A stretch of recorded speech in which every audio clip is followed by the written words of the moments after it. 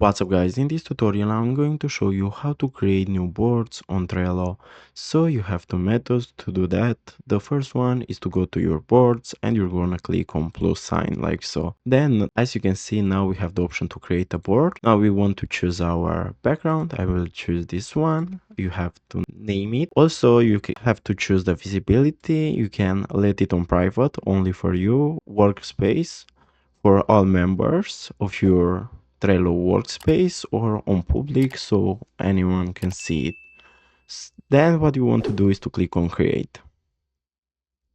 And as you can see, we just created a new board on Trello. The second method is by going to the home page like so.